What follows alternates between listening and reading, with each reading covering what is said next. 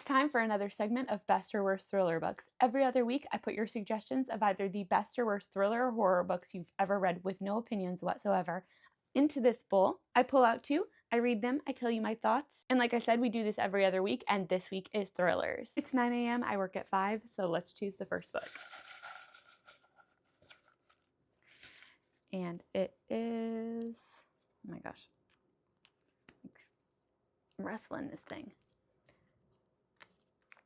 That Night by Chevy Stevens. I own this one. Okay, I have my copy of That Night by Chevy Stevens. This is 370 pages, so not super short, but I'm going to dive in because I have no time to waste. That Night by Chevy Stevens follows Tony, who is serving a prison sentence for unaliving her sister many years ago. She is adamant that she did not commit this crime, but nonetheless, she is serving the sentence for it. Throughout the story, we flip-flop between then and now timelines. The then timeline is leading up to the night that her sister passes away, and present timeline is following Tony as she's serving her prison sentence. Halfway through That Night by Chevy Stevens, I at this point have no theories aside from maybe the obvious answer, but this is really easy to read, really easy to follow. I'm flying through it. I've only been reading for a little bit over an hour. With the back and forth timelines, I felt really invested in the story. It's kept me engaged, and I'm curious to see where it's going to go. I finally reached the point in the past timeline where the sister Nicole has passed away, and so we are at that night. I'm curious where it's going to go, so I'm going to dive right back in. In the second half of the story, and this is not a spoiler, it's in the synopsis, Tony is released on parole, and she is being confronted with the fact that she needs to figure out what actually happened to her sister. I definitely felt like I had the who of it all figured out, but I couldn't figure out the why of it all, and so I was trying to figure out why all of this had happened, and I was definitely misdirected properly. I finished That Night by Chevy Stevens, and I gotta say, the ending made me feel pretty dumb. I thought one aspect of it was pretty obvious, but I didn't make all of the connections, and so I was pretty thoroughly mind blown.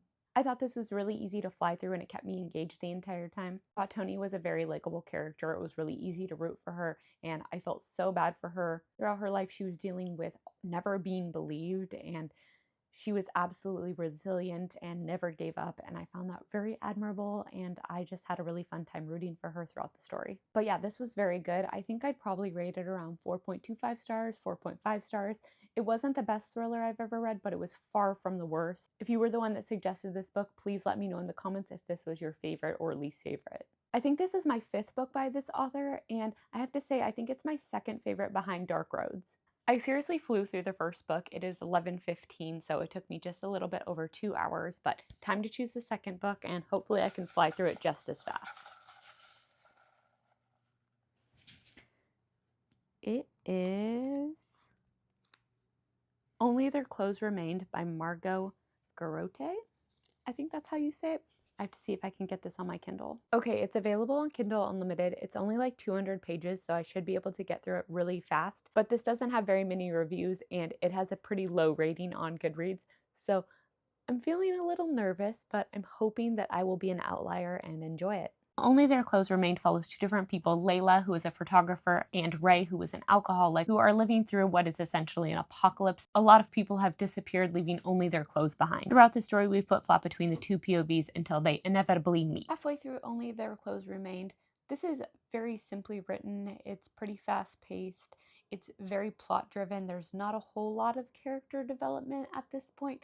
I will say it does have some like kind of bloodier scenes, and it does have the apocalyptic element to it that kind of feels more like a horror book. Nonetheless, I do think that it is correctly categorized as a mystery thriller. I'm not hating this, but I'm not really enjoying it either. I think it's easy enough to read, so let's see what happens in the second half. I thought this had a strong premise, but I felt like every single aspect of the story was just too underdeveloped. I felt I had the character's history, but not the emotion behind the history. I just felt like the story was moving too fast to really develop any key things to make me really invested in the story. This is just one of those stories where I feel like there was more questions than answers by the end, and I didn't really like that. I finished this book. It took me a little bit over an hour.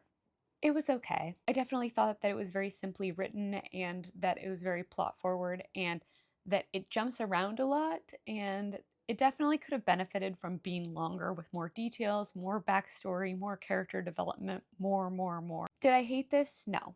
Did I enjoy this? Not really. I definitely don't think it's the worst thriller I've ever read, but it's absolutely not the best. The last page says to be continued, so I'm guessing there is another book or will be another book. I'm not sure. I won't be reading it personally. This didn't do a whole lot for me. Wasn't very memorable. It was fine, but that's really all I have to say about it.